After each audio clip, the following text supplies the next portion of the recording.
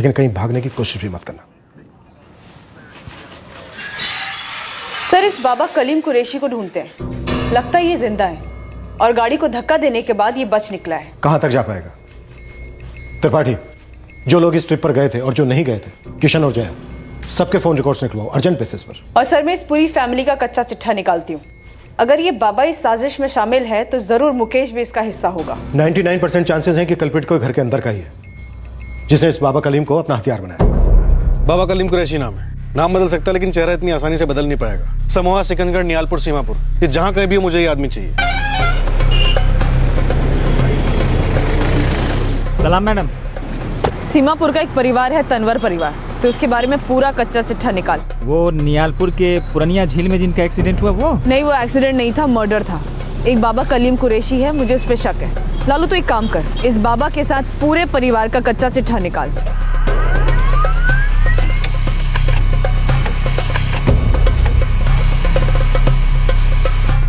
Swati, sir. तुम किशन, जया और रघु के फोन रिकॉर्ड चेक करो। अजीत, आरती और मालती के फोन रिकॉर्ड चेक करें। मेरे पास ड्राइवर संदीप वर्मा, उमेश तनवर और मुकेश तनवर के फोन रिकॉर्ड्स हैं। और सर, ये जानवी जानवी के घर वालों ने उसे फोन लेकर नहीं दिया था। मेरी मुकेश और किशन से बात हुई और रघु के साथ मैंने क्रॉस चेक भी किया। अनबन किसके बीच सर? बड़े भाई किशन और छोटे भाई मुकेश के बीच। सर, भगवान का दिया काफी कुछ है सर। उमेश भाई साहब किसान थे, उनके पास काफी जमीन थी। 3 किराने की दुकान है जो किशन और मुकेश मिलकर संभालते हैं। सब अच्छा चल रहा है सर। और जब तक उमेश जी सही थे, सब कुछ ठीक ठाक चल रहा था, और जैसे ही उनके शरीर के एक साइड को लकवा मार गया, मानो परिवार का एक साइड सुन पड़ गया। वो साइड कौन सा था रघु जी? हम समझे नहीं सर। ढाबे पर आप लोगों के खाने में नींद की गोलियां मिलाई गई थी। वो नींद की गोलियां किसने मिलाई होंगी और कैसे मिलाई होंगी? आप कह रहे हैं हमारे परिवार में से ही किसी ने ये मर्डर्स करवाए हैं? जी, मैं यही कह रहा हूं। कौन हो सकता है वो रघु जी? आप हमें किसी पे शक करने को कह रहे हैं? जी।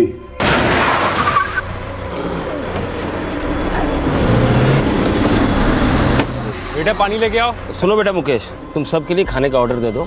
दाल मखनी यहाँ की तो फेमस है ही, 2-4 सब्जी भी मंगा लो, ठीक है? और भैया, बाबूजी के लिए ना सलाद मंगवा दीजिए। अच्छा, मेनू कार्ड तो दो। हम सब साथ ही बैठे थे, एक ही साथ खाना आया और हम सब खाने लगे।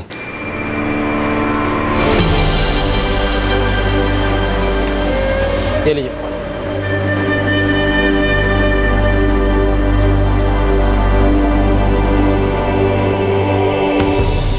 बाबा कलीम ने भी वही खाना खाया था? हाँ,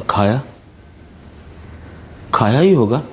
अब सर इतना ध्यान से नहीं देखे थे कि कौन क्या खा रहा है, कितना खा रहा है।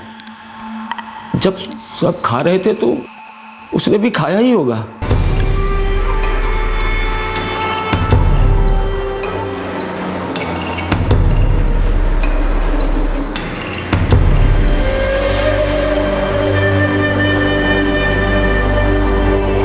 ड्राइवर संदीप वर्मा और मुकेश? बता तो दिए सर आपको, सब साथ ही बैठे थे, साथ ही खाना खाए। अब हर किसी पे नज़र तो नहीं पड़ती ना। हमें तो अभी भी यकीन नहीं हो रहा है कि इसमें कोई साजिश है। साजिश तो हुई है रघु जी, गहरी साजिश हुई है, जिसका शिकार आपकी पत्नी मालती भी हुई। हम तो सब बस ऐसे ही मिलने चले आए थे, देखा कि सब दरगाह पर जा रहे हैं तो हम लोग भी तैयार हो गए। हमें नहीं पता था सर कि हम मालती को खो देंगे। आपके अपने भाई उमेश जी के साथ उनके खेतों में या उनकी दुकानों में कोई पार्टनरशिप थी? मेरा मतलब हिस्सेदारी? नहीं सर, हमारा हार्डवेयर का बिजनेस है। उमेश भाई साहब के साथ हमारी कोई भागीदारी नहीं थी। ए भैया, जाओ ना, जाके पड़ोसी से पूछ लो कुछ उल्टा सीधा था का? काहे कुछ था का उल्टा सीधा? हाँ, अब सब बात कर रहे हैं। खाने में नींद की गोली मिलाई थी, फिर तो कुछ उल्टा सीधा होगा ना। पहले से ही था। पड़ोसी काफी खुसर फुसर कर रहे हैं। किसके बीच का बात था पहले का? मतलब किशन और मुकेश का? अब भैया बेकार में हमारी जुबान तो खुलवाओ नहीं, इधर की उधर करने की आदत है नहीं हमका। अरे भैया बता भी दो, कुछ तो बता दो। निर्मला। निर्मला? हाँ, तनवर कोठी से एक गली छोड़ कर रहती है निर्मला।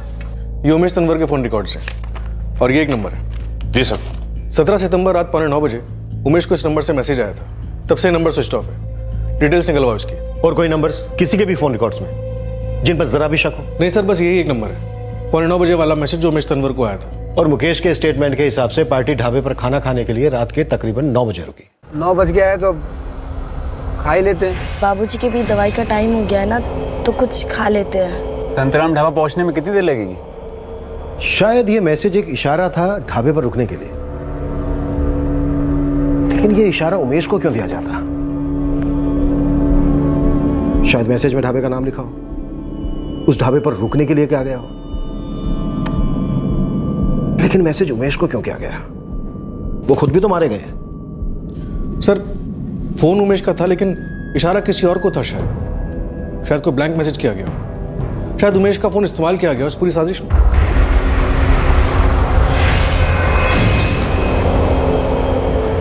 डिटेल्स आने देते हैं नंबर की, कुछ तो खुलासा होगा।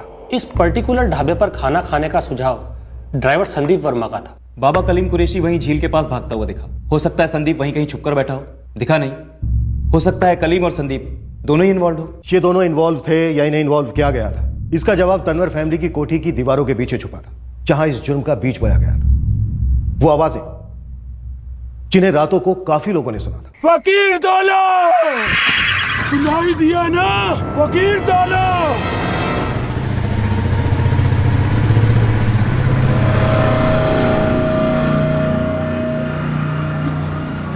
वो बाबा कलीम कुरैशी को जिसको तुम ले आए थे मुकेश, सच बताओ वो सीधा आदमी था? कैसा सवाल है किशन भैया? और हम अपनी तरफ से कुछ तो कोशिश कर रहे थे बाबूजी के लिए। और हम हाथ पे हाथ रख के बैठे थे, क्यों? यही कहना चाहते हो तुम? सब जानते हैं कौन क्या कर रहा था और क्या नहीं। वैसे भी ये वक्त नहीं है ये बातें करने का। अरे अम्मा बाबूजी नहीं रहे, चाची नहीं रही, अरे जानवी गायब है, और तुम कह रहे हो ये वक्त नहीं है बातों का। क्या कहना चाहते हैं आप किशन भैया? ये फकीर दौला जाने वाली बात, ये वो बाबा कलीम कुरैशी का कौन प्लान था ना? हम बाबूजी के लिए दुआ मांगने गए थे किशन भैया। आप तो हमारे साथ कभी गए नहीं कहीं भी। हम यहाँ रह के पता नहीं क्या साबित करना चाहते हैं।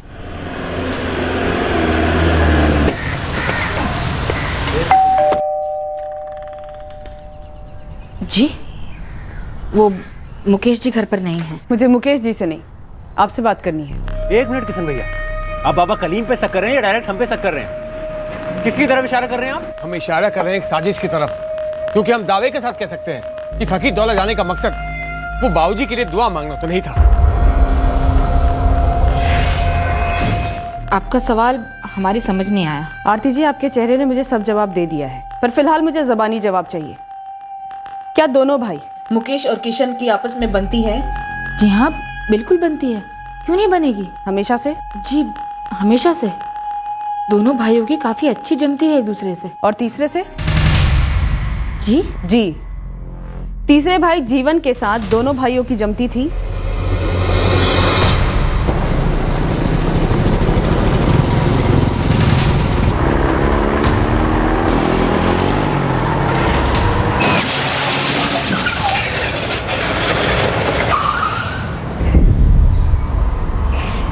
वैसे आप किशन और मुकेश के बारे में जो पूछ रहे हैं, आपको जीवन तनवर के बारे में भी पूछना चाहिए। कौन जीवन तनवर? मुकेश और किशन का बड़ा भाई।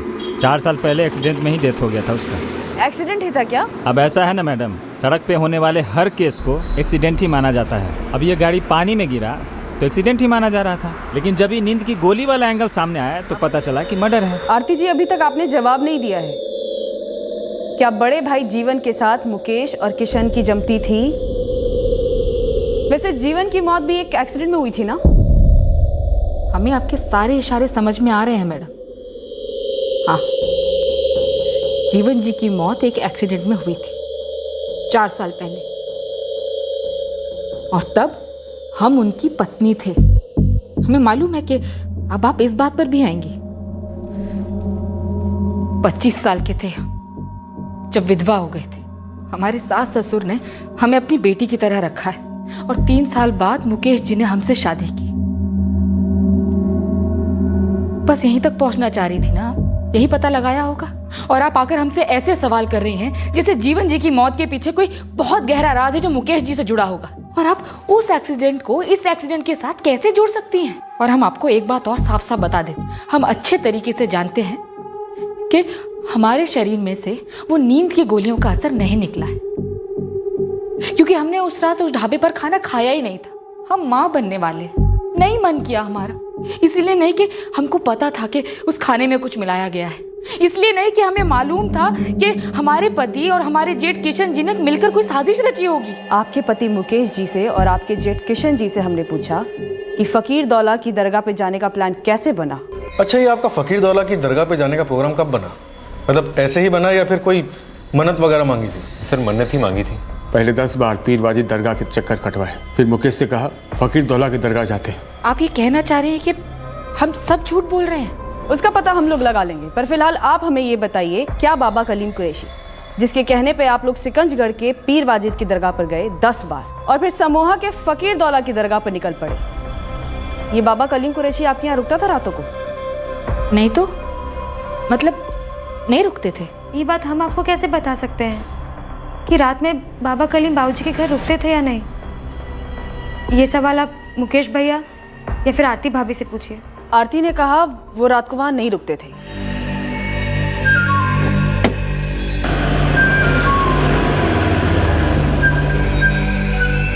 जया जी, आप और किशन उस घर में रहते नहीं थे, पर वहां की खबर तो जरूर रखते होंगे। कैसी खबर? वो जो सुनाई देती थी, रातों की चीखें। चीखें? जी, रात के सन्नाटे में आवाज बहुत दूर तक सुनाई देती है। मैंने बोला फकीर दौला। ये फकीर दौला की दरगाह जाने वाली स्टोरी में खोट है मैडम। कैसा खोट? ये तनवर परिवार की एक पड़ोसन है, समझो हमारी बिरादरी की है। फकीर दौला? क्या कहा मैंने? फकीर दौला? क्या नाम लिया मैंने? फकीर दौला? भूतों और पागलों वाली आवाज में ना चिल्लाता था कोई। ये तनवर कोठी से आवाज आता था क्या?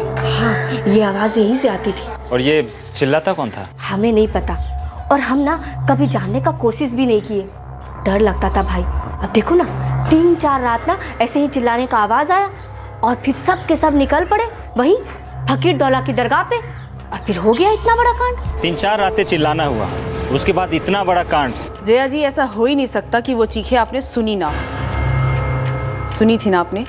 हमें और कुछ नहीं कहना है, आप इस बारे में या तो हमारे पति या फिर मुकेश भैया से बात कीजिए।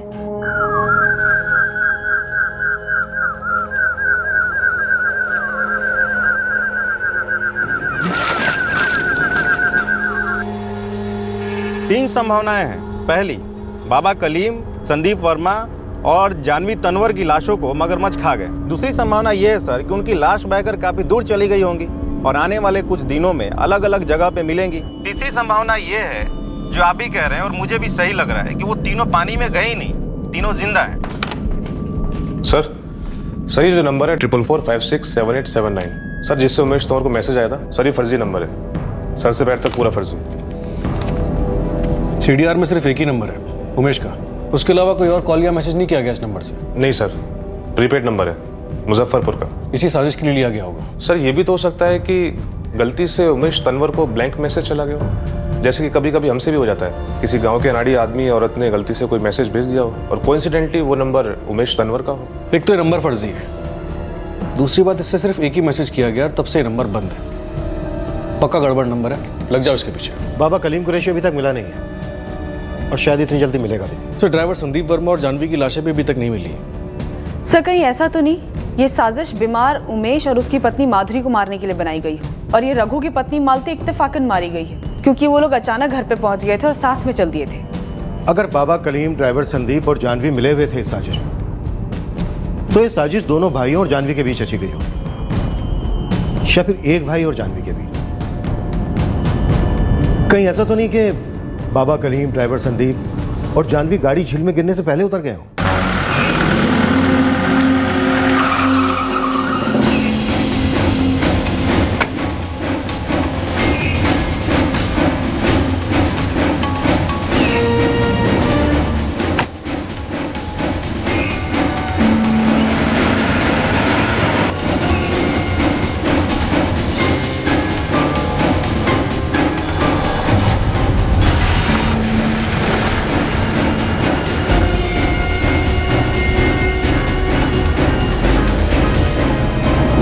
मैं कहता हूँ मुकेश और किशन से सख्ती से पूछताछ करते हैं। और वो आवाजें जो रात को तनवर फैमिली के घर से आया करती थी, सर उन्हें भी आइडेंटिफाई करते हैं। उन चीखों का इस फकीर दौला के दरगाह पे जाने के प्लान से डायरेक्ट कोई ना कोई कनेक्शन जरूर है। मकसद कहीं प्रॉपर्टी तो नहीं था? जीवन का एक्सीडेंट, क्या वो भी मर्डर था? तो फिर तो आरती के ढाबे पे खाना न खाने का भी कोई कनेक्शन हुआ होगा। प्लानिंग, मोटिव, हर चीज शॉकिंग, हर एक पर शक था। लेकिन ये केस अभी भी हमारी पकड़ के बाहर था। बाबा कलीम कुरैशी मास्टरमाइंड था या मोहरा, ये अभी तक क्लियर नहीं था। सर हम उस घर में रहते ही नहीं हैं, तो आप हमसे ऐसे सवाल कैसे पूछ सकते हैं? हमको तो मुकेश नहीं बताया था कि बाबा कलीम अब उन्हें फकीर दौला के दरगाह ले जा रहे हैं। पर मेरे सवाल अलग है किशन। पहला, क्या ये बाबा कलीम तुम्हारे पिताजी के घर में रातों को रुका करता था? दूसरा, तनवर कोठी से रातों को आवाजें क्यों आती थी? आपके दोनों सवालों का जवाब है हमको नहीं मालूम, क्योंकि पहला हम उस घर में नहीं रहते थे सर, और दूसरा ये बाबागिरी में हमको रत्ती भर का विश्वास नहीं था। हाँ सर, बाबा कलीम आए दिन हमारे घर आते थे। क्या वो रात को भी रुकते थे? और वो आवाजें, क्या वो बाबा कलीम की ही आवाजें थी जो वो इसलिए निकालता था ताकि तुम्हारे पेरेंट्स तुम्हारी छोटी बहन जानवी को कन्विंस कर सके? क्या ये सब एक ड्रामा था? नहीं सर, ऐसा कुछ भी नहीं था। वो रात को आते जरूर थे, लेकिन रुकने के इरादे से नहीं। तो फिर रुकते क्यों थे? और वो आवाजें फकीर दौला के बारे में सबको बताने के लिए कोई चाल थी? नहीं सर, ऐसा कुछ भी नहीं था। फिर कैसा था वो चिल्लाना? वो चिल्लाना क्या था मुकेश? फकीर दौला, मैंने बोला फकीर दौला। हमने आपको पहले ही कहा है साहब, जो मुकेश ने हमको बोला हमने उसकी बात मान ली। अब आप जाने और मुकेश जाने। जाहिर सी बात है तुम हमसे सच छिपा रहे हो। देखो अभी भी वक्त है, जो भी सच है बता दो। बहुत हुआ ये टेबल टेनिस। मुकेश किशन। बेटा इतना याद रखना, अगर हम खेलने पर आ गए ना तो जिंदगी भर नहीं खेल पाओगे। देखिए ऐसा है, इस बात को लेकर हम दोनों के बीच में काफी बहस हो चुकी थी। किस बात को लेकर? अरे ये बाबा ओ बाप, जंतर मंतर तंत्र वगैरह वगैरह। अरे इतना बोलने के बावजूद भी है हमने एक भी बात नहीं सुनी साहब। मुकेश देखो बहुत हो गया। बाबूजी को इस हालत में 10-10 बार सिकंजगढ़ ले गए तुम, और अब उस तांत्रिक बाबा को घर में बुलाने लगे हो। देखिए किशन भैया, हम आपसे पहले भी कह चुके हैं, अगर आपको विश्वास नहीं है तो बीच में मत पड़िए, बस दूर रहिए। तुम सभी लोग सठिया गए हो, पागलों वाली हरकत कर रहे हो, और अब तुम लोग किसी और दरगाह में जाने की बात कर रहे हो। हाँ? कोई फकीर दौला समूह में? हाँ किशन भैया, और हम तो चाहते हैं कि आप भी चलिए हमारे साथ। एक बार जाएंगे तो भरोसा हो जाएगा आपको। अरे चुप रहो। अरे क्या चले, साफ कोई चाल चल रहा है ढोंगी बाबा, कोई बड़ा गेम खेलने का सोच रहा है, और तुम आंख कान मुंह नाक सब बंद करके उसकी बातों में आ रहे हो यार। पहली बार जब मुकेश ने बाबा को घर लेकर आया था ना, तो हमने उसे साफ साफ कह दिया था मत पड़ो इस अंधश्रद्धा में, कुछ नहीं रखा है। बाबूजी का इलाज सिर्फ और सिर्फ डॉक्टर ही कर सकते हैं, पर नहीं, किसी को हम पर विश्वास ही नहीं था। कोई हमने बात सुना ही नहीं, और पकड़ के ले आए कहीं से वो बाबा कलीम कुरैशी को। दीवानपुर की होलसेल मार्केट में हमें काम था, हम वहां से लौट रहे थे कि तभी हमें पहली बार बाबा दिखे।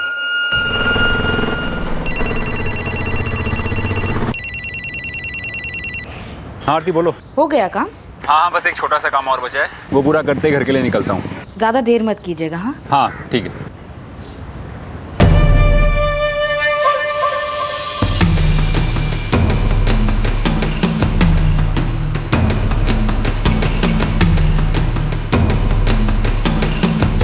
तुम्हारी मनोहर कहानियों की कब्र तो मैं बाद में खोदूंगा।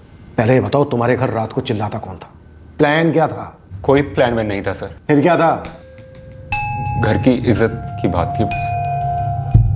मेरे पेशेंस को मत आजमाओ, एक के बाद एक कहानी करना बंद करो। पहले माजरा था तुम्हारे पिताजी की तबीयत का, अब ये घर की इज्जत बीच में कहां से अटकी? सर हम अपने बाबूजी के लिए सब कुछ कर रहे थे, और जो कुछ भी हो रहा था सिर्फ उन्हीं के लिए हो रहा था। सबका असर हमारी छोटी बहन जानवी पर होने लगा था। जानवी पर? जानवी के बारे में भी हमको मुकेश ने बताया था, वरना हमको कैसे पता चलता?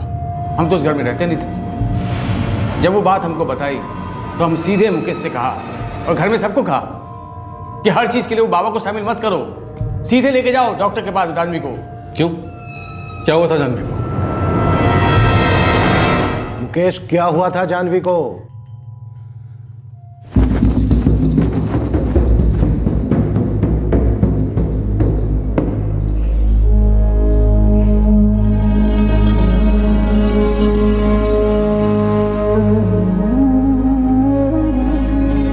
पीर वाजिद की दरगाह पर जब भी जाते तो वहाँ पर एक गेस्ट हाउस में हमारे रहने का इंतजाम होता था, पर जब भी हम मत्था टेककर वापस गेस्ट हाउस में आते, जानवी बेचैन हो जाती थी।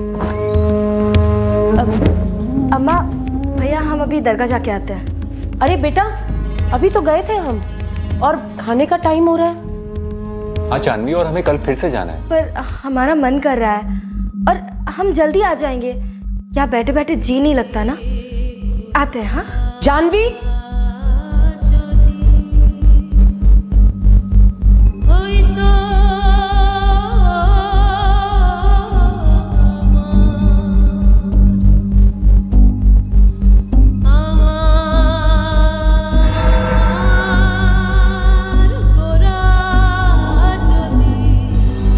गेस्ट हाउस में भी जानवी बीच रात को अचानक से उठकर बाहर के कमरे में प्रार्थना करने बैठ जाती थी।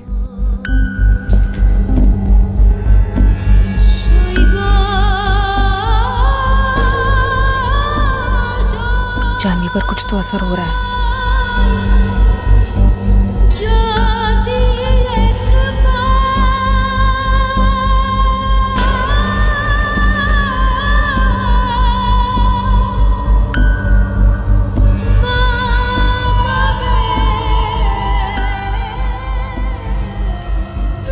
ये क्या जानवी, तुम बिना बताए यहाँ पर चली गई?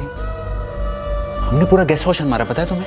मुकेश भैया हम सिर्फ एक ही बात जानते, बाबूजी को जल्दी ठीक होना हो, उन्हें जल्द से जल्द ठीक करना है। बाबूजी की लाडली थी जानवी, पर हम में से किसी को पता ही नहीं चला कि सबका असर जानवी पर किस हद तक चढ़ गया था। कैसा असर? बाबा कलीम ने कहा कि 10 बार सिकंजगढ़ जाके माथा टेकना है, तो हम गए 10 बार। लेकिन फिर 2 हफ्ते बाद अचानक से रात को जानवी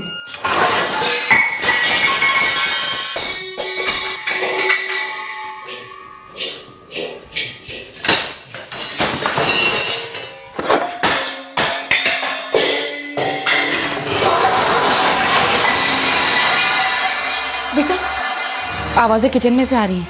अम्मा आरती, आप यहीं रुके, हम देखते हैं।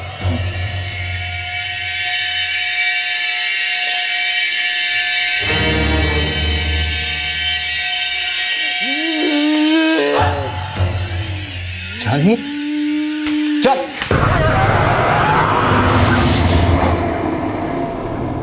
जानवी कहाँ है वो नौबत कमीना? कहाँ है वो नौबत कमीना? किसने कैद कर रखा है मुझे? जानवी बुलाओ उसे। जानवी कैद कर रखा है मुझे यहाँ पे। बेटा नहीं। ए बुढ़िया, मैं किसी का बेटा नहीं हूँ। जानवी फेंक दो ये छुरा। क्या तमाशा बना रखा है ये? तमाशा?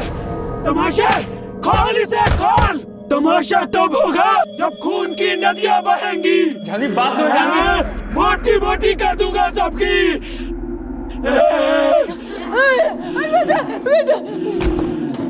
जानवी जानवी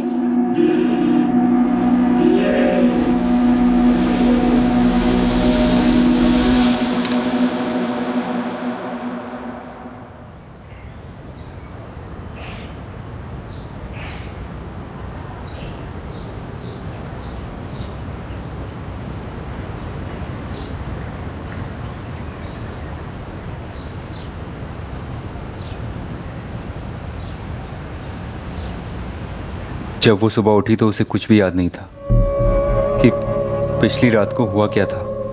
अम्मा अम्मा ये सब कैसे हुआ? जानवी को संभालना नामुमकिन सा हो गया था और फिर बाबा कलीम को बुलाना ही पड़ा। रात में बुलाना पड़ा जब जानवी नहीं होती थी।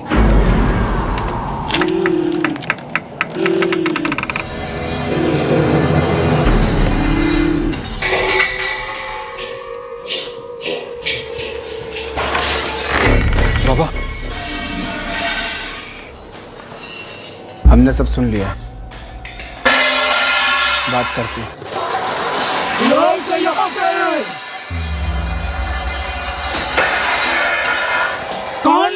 मुझे, हाजिर करो।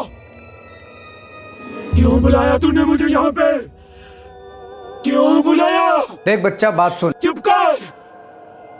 बच्चा बोला तो कच्चा खा जाऊंगा तुझे। साले नापाक ढोंगी, लोगों को ठगता है ना तू, लूटता है उन्हें। आप जो कहें सब सही है। हम नापाक हैं और आप पाक हैं। हम बस आपको रिहा कराने के लिए आए हैं। पहले बता मुझे यहाँ क्यों बुलाया? हमसे बहुत बड़ी गलती हो गई आपको बुला के। उसके लिए हम तहे दिल से माफ़ी मांगते हैं, रूह से माफ़ी मांगते हैं आपसे। आप खुद बता दें कि हम आपकी रिहाई के लिए क्या क्या कर सकते हैं।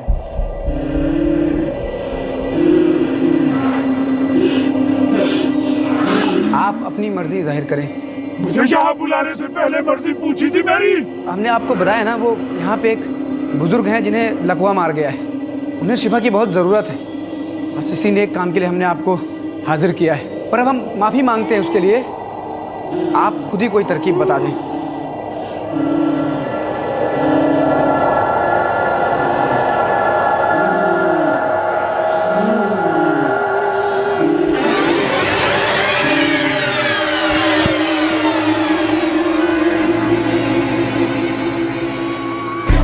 क्या हुआ जानवी को? वो आवाज किसकी थी? ये कौन सता रहा है इसे बाबा? ये किस रिहाई की बात कर रही है? कुछ नहीं हुआ जानवी को। हमने कुछ रूहानी ताकतों को आवाज़ लगाई थी उमेश जी को ठीक करने के लिए। पर लगता है किसी अनजान रूह ने कब्जा कर लिया है जानवी पे। बाबा कुछ भी कीजिए, बस बचा लीजिए जानवी को इस सब से। सब ठीक हो जाएगा, लेकिन उससे पहले हमको इस अनजान रूह से अकेले में बात करनी होगी जिसने बच्चे पे कब्जा कर लिया है। जानवी के साथ जो कुछ भी हो रहा था वो सब मुकेश ने हमको बताया था। अम्मा बाबूजी ने तो कभी मुंह ही नहीं खोला हमारे सामने। और जानवी, वो बेचारी तो कभी जानती नहीं थी उसके साथ क्या हो रहा है। हमारा मुकेश के साथ लड़ाई भी हुआ। देखिए किशन भैया, आप अकेले रहते हैं जया भाभी के साथ, आपकी लाइफ सेट है, हम दखल देते हैं? वाह, अकेले रहते इसका मतलब अपनी बहन की परवाह ना करें। अरे मुकेश मूर्ख, तू काहे नहीं समझता है रे? वो बाबा एक नंबर का फ्रॉड है। कुछ खिला पिला दिया होगा जानवी को।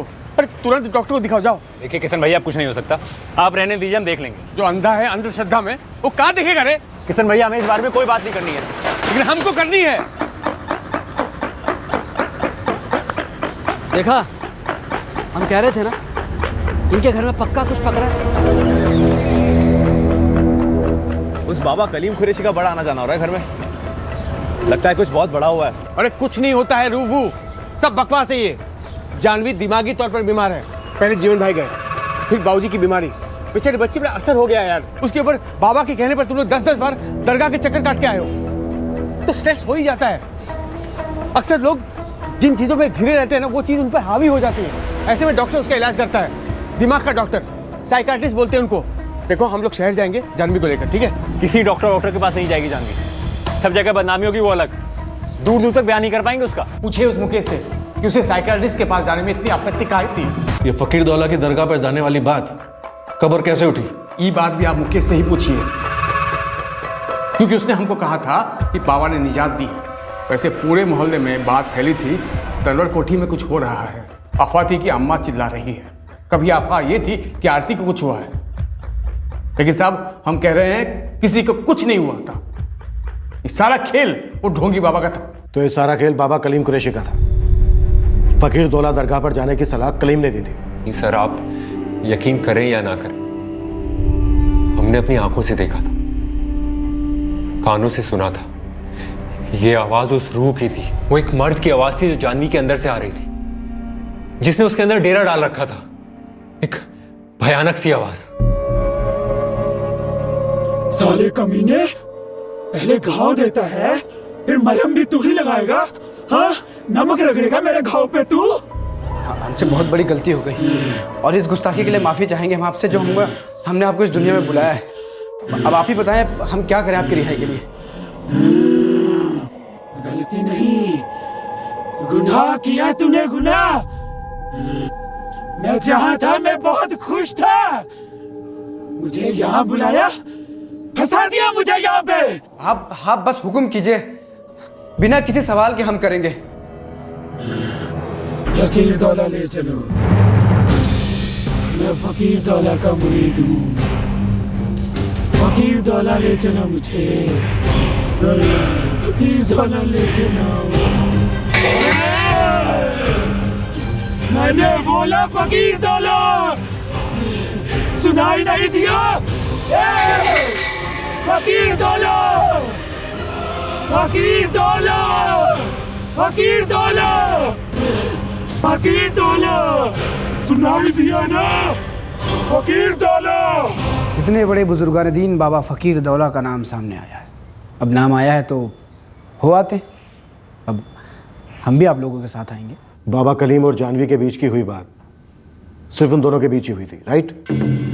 उस वक्त तुम लोगों में से किचन में कोई मौजूद नहीं था? नहीं सर, लेकिन सर हमने आवाजें सुनी थी, वो आवाजें जो जानवी के अंदर से आ रही थी। जब तुम्हें पता था ये बाबा कलीम ढोंगी है, पाखंडी है, तो हाथ पे हाथ धरे बैठे क्यों रहे? रोका क्यों नहीं उसे? कैसे रोकते हैं? हम तो उस घर में रहते नहीं थे, और वो बाबा कलीम कुंडली मारकर घर के अंदर बैठा हुआ था। पूरी फैमिली उस बाबा के गिरफ्त में थी साहब। हमारा कोई सुनता ही नहीं था साहब। किशन भैया को शक था कि हमारे और बाबा के बीच कोई मिली भगत है। क्या किशन का शक सही था? देखिए सर, हम जानते हैं कि आप हमारे ऊपर शक कर रहे हैं, और आप किशन भैया के ऊपर भी शक कर रहे हैं, और आपके खबरें घूम रहे हैं चारों ओर, ये जानने के लिए कि हमारे बीच में कोई अनबन हो या कोई जमीन जायदाद का मामला। सर हम आपको साफ साफ बता देते, हमारे बाबूजी, हमारी अम्मा, हमारी जानवी हमारे लिए सब कुछ थी, जैसे कि किशन भैया के लिए थी। हमें तो खुद यकीन नहीं हो रहा ये सब कैसे हुआ और ये सब किसने किया। ये केस अब और पेचीदा होता जा रहा है। अब तो साजिश में एक रूह भी आ गई। सर जैसे तनवर फैमिली को नींद की गोलियां खिलाई गई थी, कहीं ये दोनों भाइयों में से एक भाई हमें भी तो गोली नहीं दे रहा? पर नींद की गोली तो मुकेश को भी खिलाई गई थी। हाँ, मुकेश के ब्लड स्ट्रीम में भी आक्रमण के डोजेस हैं। दूसरों के डोजेस से कम थे? No, same. एक बात तो साफ हो गई है, ये जो बाबा कलीम है बड़ा चालाक। पर सर लाने वाला तो मुकेश ही था, फादर के इलाज के लिए। कहीं ऐसा तो नहीं कि फादर के इलाज को लेकर जितने भी चक्कर काटे जा रहे थे पीर वाजिद की दरगाह पे, जहाँ पे मुकेश के मुताबिक जानवी पर असर हुआ, ये सारा नाटक वहीं से शुरू हुआ हो? मतलब जानवी और बाबा कलीम के बीच में कोई नाटक प्लान किया गया हो?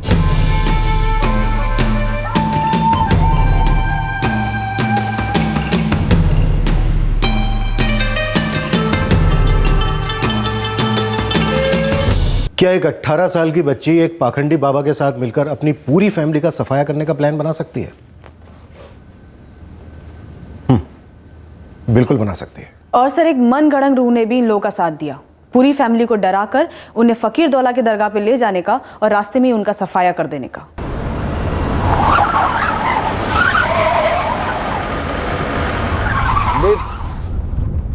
संदीप, चला लोगे ना? चलाना बहुत मुश्किल लग रहा है, आंखें एकदम बंद हुई जा रही हैं और सिर बहुत जोर से घूम रहा है। काम करो, गाड़ी रोको, गाड़ी रोको।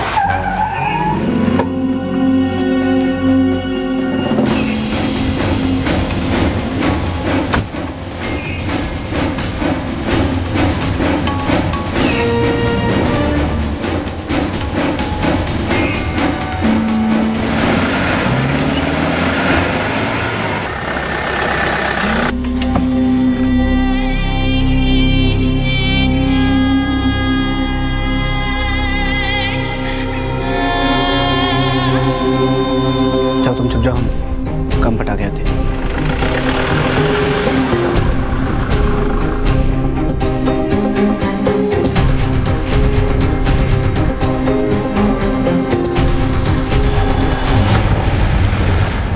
सर अगर ऐसा हुआ होगा तो अब हमें एक और लाश मिलनी बाकी है, ड्राइवर संदीप वर्मा की, और फिर किसी न किसी बिल से इस बाबा और जानवी को ढूंढ निकालना होगा।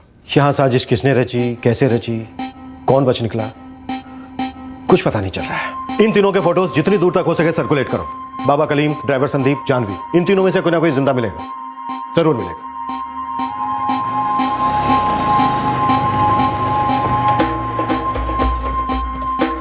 ये उम्मीद नहीं थी किशन भैया कि पुलिस को ऐसी पट्टी पड़ाएंगे, जैसा कि बाबा कलीम के साथ मिलकर हमने कुछ किया हो। हमने झूठ नहीं बोला है, पट्टी नहीं पड़ाई है, जो सच है वो बोल दिया। किशन भैया सच तो ये कि जानवी को सच में दौरे पड़ते थे, और सच तो ये कि हम सभी बाबूजी को ठीक देखना चाहते थे, और सच ये भी है कि दरगाह अस्पताल नहीं, दुआ दवा नहीं, और बाबूजी को सिर्फ दवा ठीक कर सकती थी, एक ढंग की डॉक्टर की दवा, समझे तुम? दरगाह के दर्शन बाबूजी की मर्जी से हुए थे, वो खुद चाहते थे वहां पर जाना। वो बीमार थे, खुद का सही सोच नहीं पाते थे। मर्जी तो यहां सिर्फ तुम्हारी चलती थी। वाह किशन भैया, ये कह के सारा शक हम पे डाल रहे हैं। कहीं ऐसा तो नहीं आप हमारे साथ कभी गए नहीं, किसी दरगाह पे नहीं गए और यहाँ घर में रह के सारा ड्रामा रच रहे हैं? वाह भाई वाह, सब कुछ तुम्हारे होते हुए हुआ, हमारी गैर मौजूदगी में हुआ। आपकी गैर मौजूदगी आपकी साजिश का हुक्म का एक ही किशन भैया, ताकि आपका नाम सामने ना आए और पूरी दुनिया के सामने आप साफ सुथरे रहे। पर यहाँ घर में रह के रिमोट कंट्रोल से सारी कहानी खत्म कर दी आपने। ठीक है, जो समझना समझ लो। ठीक है, जाओ पुलिस के पास जाओ और बोलो। देखो हमारे खिलाफ क्या निकलता है। जाओ जाओ जाओ पुलिस के पास जाओ, बोलो। सर जी, रीटापुर गांव से एक फोन है, एक लाश मिली उन्हें। रीटापुर?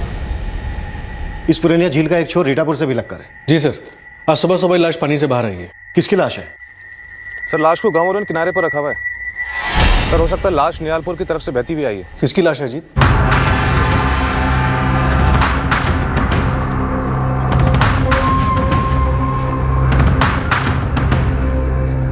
डेथ ड्राउनिंग से हुई है, फूल गई है लाश, गाड़ी से बाहर निकल गई होगी और बह गई होगी। इनके ब्लड से भी एक्रोमोन के ट्रेसेस मिले हैं। बाबा कलीम कुरैशी भी मारा गया। अब बाबा और जानवी की अफेयर वाली स्टोरी होल्ड नहीं करती। सर हो सकता है ड्राइवर संदीप वर्मा और जानवी के बीच में कुछ रहा हो।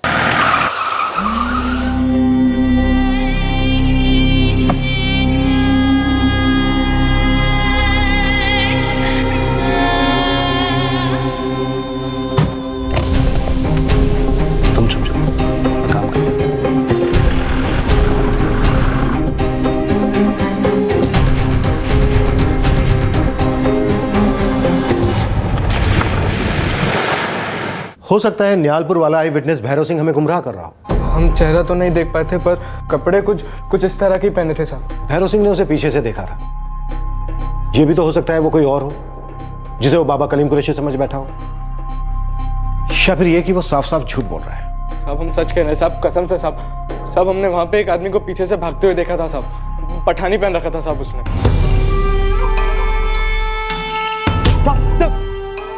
इतना बड़ा हादसा हो गया, ना तो तू हमारे पास आया और न ही नियालपुर के मुखिया थे। साहब हम जाते तो हमारी जान चली जाती थी साहब। और पूजा की। कौन पूजा? साहब वो बड़ी जात की है साहब, और हम छोटी जात के। साहब हम इसलिए सामने नहीं आ रहे थे क्योंकि जब वो गाड़ी झील में गई तब हम वहाँ पूजा के साथ बैठे थे। सवेरे सवेरे जब घर में सब सो रहे थे तब हमसे मिलने आई थी साहब, और हम इसलिए बात छुपा रहे थे कि अगर गांव वालों को पता चल जाएगा तो वो हमारी जान ले लेंगे। साहब हम सच कह रहे, कसम से साहब। हमने वहां पे एक आदमी को देखा था, पीछे से भाग रहा था साहब, वो पठानी पहना था साहब।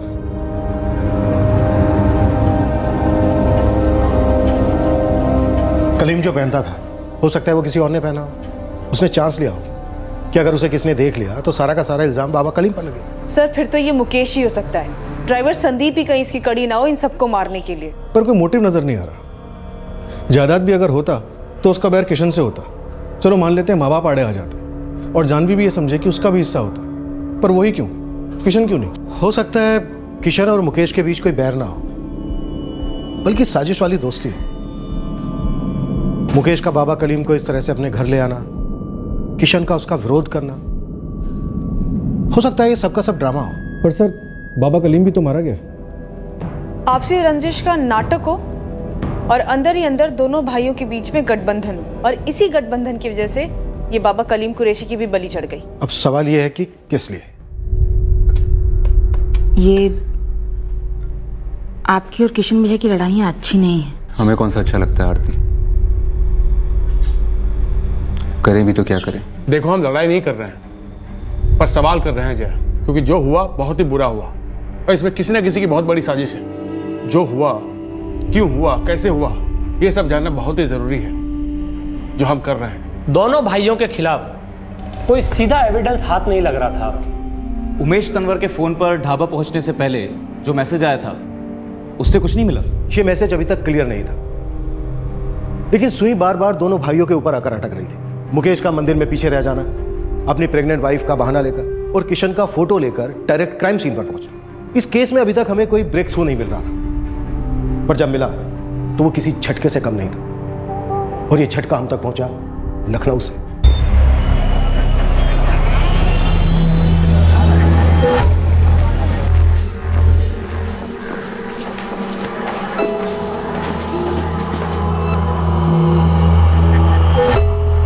यादव साहब, एक सेकंड सुनेंगे? क्या बात है अली? साहब आपके हाथ में जो फोल्डर है उसमें एक तो फोटो दिख रहा है, क्या देख सकते हैं हम? काजल है कोई? काजल? लेकिन इसका नाम तो जानवी है, जानवी तनवर साहब। ये तो सेम है साहब। नियालपुर के पुरानिया झील में एक तो एक्सीडेंट हुआ था, उसी दौरान ये लड़की मिसिंग थी। वहीं के थाने से तो ये फोटो आया है, लेकिन आपको ये जानवी तनवर काजल के रूप में कैसे मिली? ये एक सिविल मैटर है, डिटेल अभी मालूम नहीं। लखनऊ सिविल कोर्ट के किसी वकील ने इसे अभी भेजा है।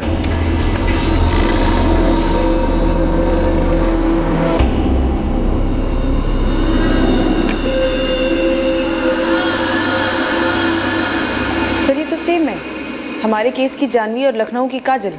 तीनों में से किसी एक को तो जिंदा रहना ही था। देखिए है कंफर्म, जानवी ही काजल है। अब देखना यह है कि चाल जानवी उर्फ काजल और संदीप की थी या फिर ये मोहरे थे, और चाल दोनों भाइयों किशन और मुकेश ने चली।